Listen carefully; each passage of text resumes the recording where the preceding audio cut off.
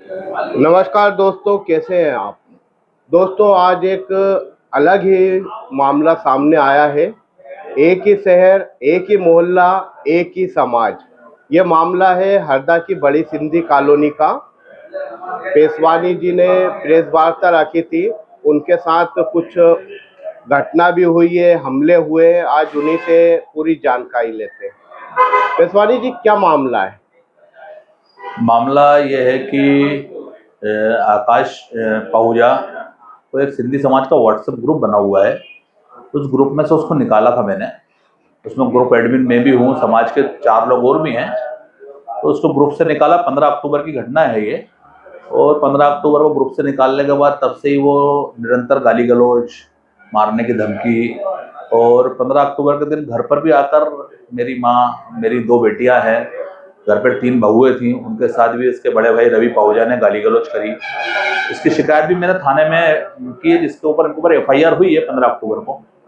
तो आपके यहाँ सीसीटीवी घर में या मोहल्ले में लगा है हाँ कि हाँ, नहीं? मेरे घर पर लगा हुआ है सीसीटीवी कैमरा। और आपके साथ क्या हुआ था? मेरे साथ फिर जब ये 15 तारीख की घटना हुई है, उसके बाद जब हम लोगों की इनकी शिकायत करी थाने में हमने, तो इनको इनके द्वारा कहा गया ठीक है, आज आपने शिकायत करी, हमारे भी नवरात्रे चल रहे हैं, हम नवरात्रे के बाद आपको देख लेंगे। और हुआ भी ऐसा ही। 23-24 तारीख को नवरात्रा खत्म हुआ और 25 तारीख को उन लोगों ने मारपीट की घटना को अंजाम दिया। अच्छा, एक खबर और मार्केट में उड़ रही थी कि आप 4-5 लोग उनके घर गए थे, दरवाजे पे लात मारी, उनकी भाभी को चोट भी आई हाथ में। नहीं, ऐसी कोई घटना नहीं हुई है। तो आपको कहाँ चोट आई? मुझे तो 15 तारीख को तो कोई उनके साथ मारपीट नहीं की गई उनके द्वारा। बाकी जो 25 तारीख को मारपीट की गई, मेरे सीधे हाथ में फ्रैक्चर था, मेरे लेफ्ट हाथ की एक उंगली कटी हुई है मेरे सिर पे टाके लगे हुए थे, और पैर में, पीठ में गंभीर चोटें लगी हुई थी मुझे। तो ये आपने शिकायत ये हो गई, फिर अस्पताल में कौन से अस्पताल में एडमिट हुए आप?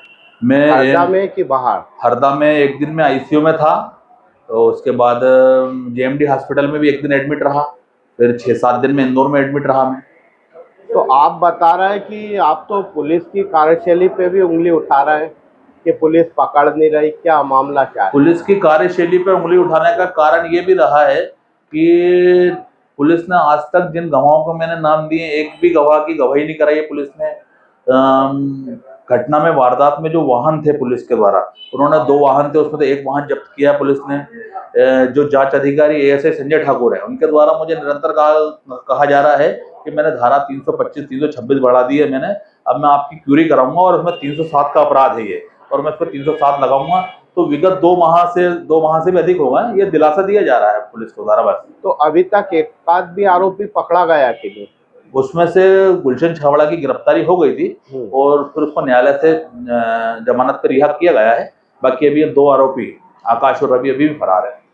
तो ये हरदा तो आते ही नहीं होंगे मोहल्ले में कोई भी? नहीं, इनका आना जाना लगा हुआ है ना, इनका आना जाना लगा हुआ है, जिसकी सीसीटीवी फुटेज में इनके निरंतर इनके फोटोग्राफ वगैरह, इनकी वीडियो रिकॉर्डिंग वगैरह मैं पुलिस को दे रहा हूँ उनको मैं। अच्छा, एक कुछ मामला दहेज प्रथा के लिए भी पुलिस कल आपके इधर आई थी। क्या मामला था वो? नहीं, वो हमारा उससे कोई रिलेशन नहीं है। वो कुछ हमारे अंकल का, उनका पारिवारिक मैटर चल रहा है, वो उस सिलसिले में लेके है वो। और आपने अभी प्रेस नोट में बताया था कि मोहल्ले में आपकी माता बहनों को गाली देते हैं। ये सबसे लास्ट वाली घटना है, और प्रेस कॉन्फ्रेंस बुलाने का सबसे बड़ा रीजन भी ये रहा है आज कि आकाश और रवि पहुजा के घर के सामने गुरुद्वारा है। अब वो गुरुद्वारे में माँ दर्शन करने गई हुई थी। आकाश और रवि के घर पे कोई 3 अन्य लड़के आए हुए थे, उस समय मेरी माँ के सामने ही आया वो।